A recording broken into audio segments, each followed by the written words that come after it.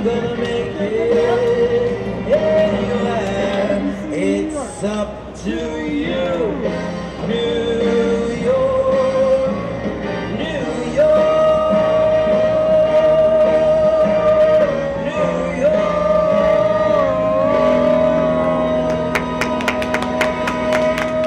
Very good. Thank you, ladies and gentlemen. Thank you all. I do have business cards right here in front of me, and I do accept all.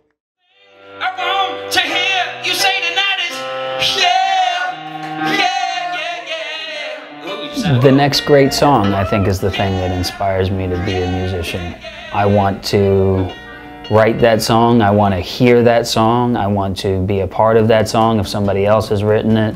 I want to experience that song if it's an album that I bought, you know, from an artist that I just discovered. Like, that's what inspires me to stay in music, is the fact that there is music being created all the time, and I can be a part of that creation as well.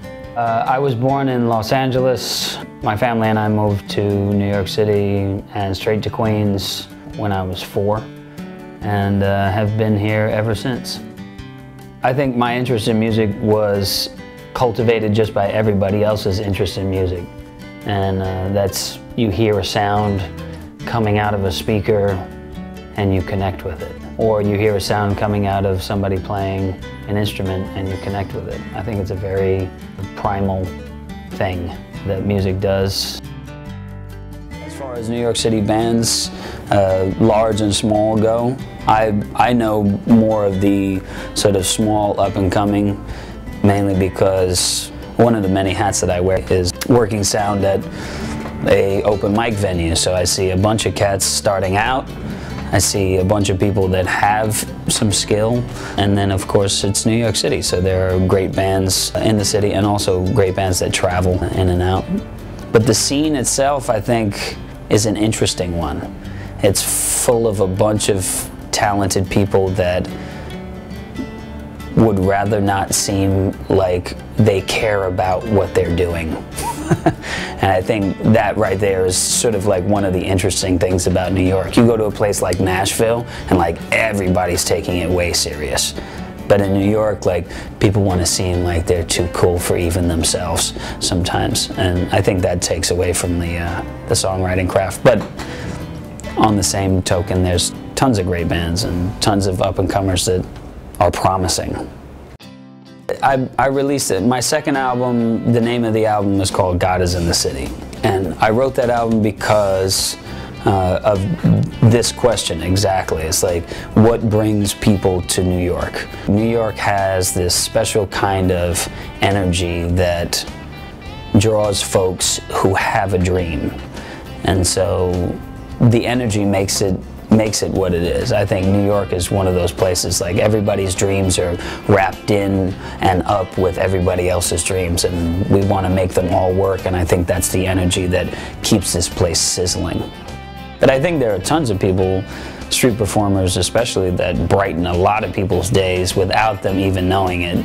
You know, they walk into a subway station at 7. I know there are buskers that are in the subway stations at 7 a.m., work for 4 hours till like 11 a.m.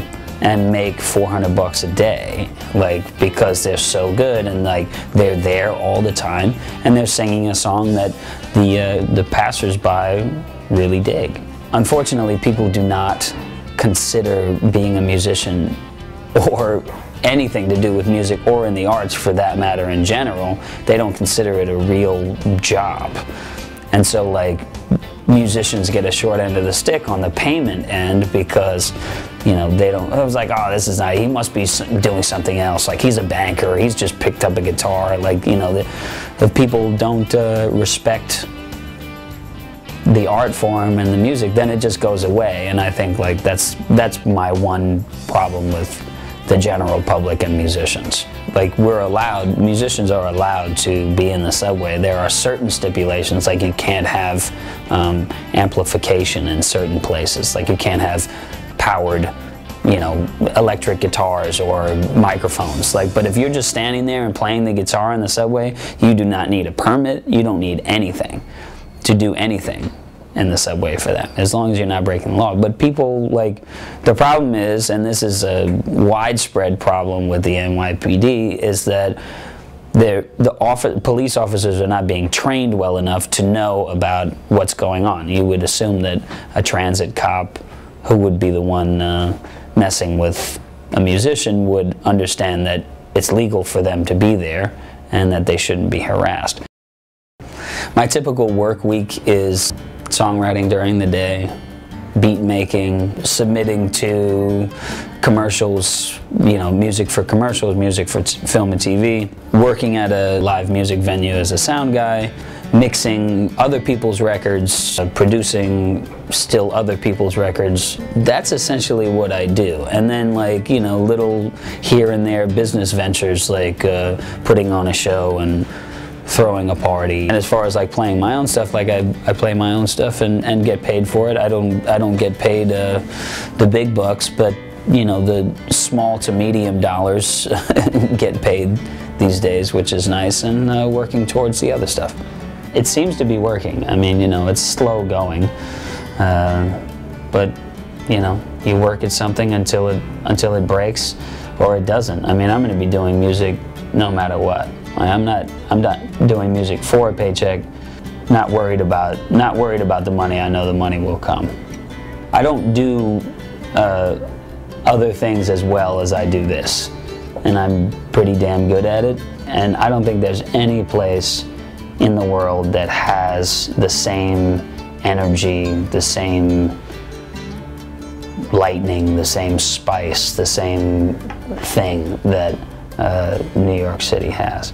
And I think we can continue that tradition. Musicians can continue that tradition for sure.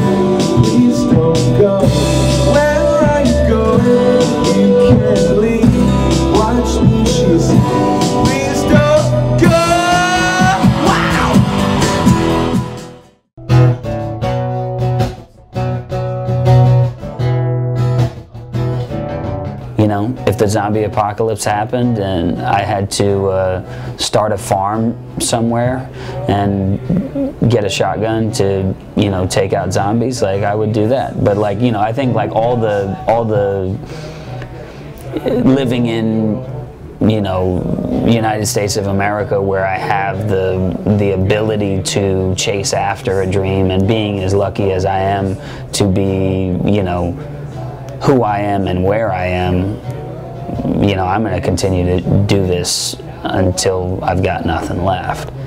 But, you know, like I said, if I have to do something else that involves pitchforks and bazookas and zombies, like, I'm going to do that. I'll be okay with that. Everybody jump around.